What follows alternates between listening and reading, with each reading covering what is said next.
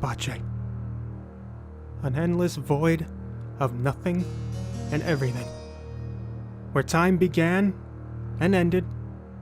Where somewhere deep in the ever-expanding depths of inconceivable vastness, a single truth, born from the first violent crack of existence, journeys forth, ceaseless in its course, minding no god or master, but gospel it does hold within its infinite walls of eternity.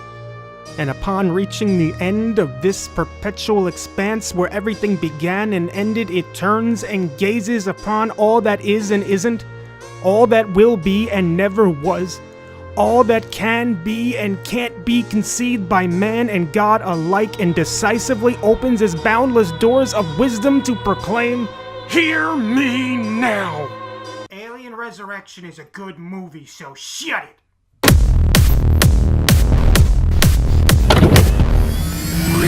I'm, assuming you saw the title for this video and thought out loud, well, that movie sucks, even though it doesn't, and you're stupid, and it doesn't, and you're stupid. No, it's not Alien or Aliens, but have you seen Alien 3? I mean, have you really sat down and watched Alien 3? Do you want to give your eyes syphilis? Watch Alien 3. At least Resurrection had Ron Perlman.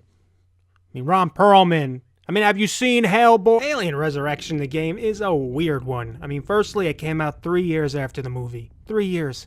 No one gave a crap about it when it was new, let alone 3 years later, but I digress. The game itself is a first-person shooter that loosely follows the plot of the movie. You play as Ripley and a number of other hands with guns as you attempt to escape the USM Uraga. The USM Uraga? The USS Spaceship, seeing as it's infested with a whole lot of brown ships. I kid, they're aliens. This is a PlayStation 1 game, and with that, all the texture warping and low poly counts you could hope for. No, my day, we didn't even know what a polygon was. Our guns were made of flat pixels, and we were thankful. However, for a PlayStation 1 game, it doesn't look half bad. I never had an issue finding my way around, and for the most part, it looks just fine.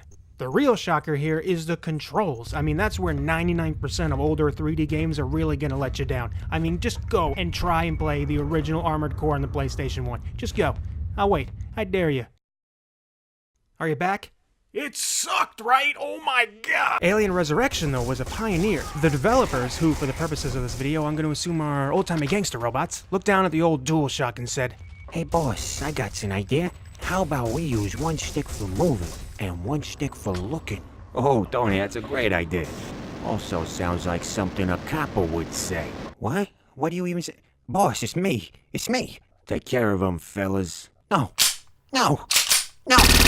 And by God, those prohibition-dodging gangster bots revolutionized the industry.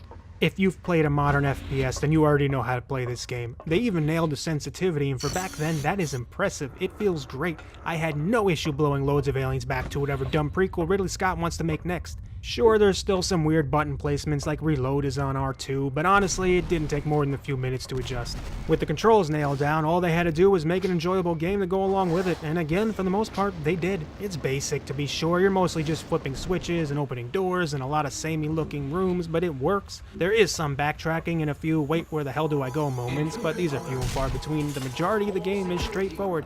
What isn't straightforward is the difficulty. Wow, this is a hard one.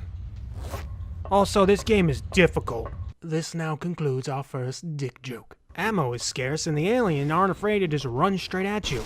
Probably because that's all their AI can handle. They just run directly at your face the second they see you.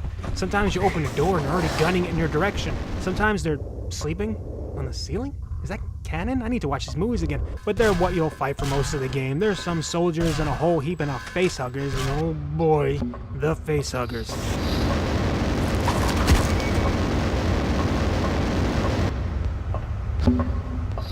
These fast-moving baby lane bad boys are everywhere, and they're difficult to shoot. If one manages to get a hold of you, then they're gonna do what facehuggers do, and you'll have precious few minutes before a beautiful baby brown thinger says hello to the world and goodbye to your chest cavity.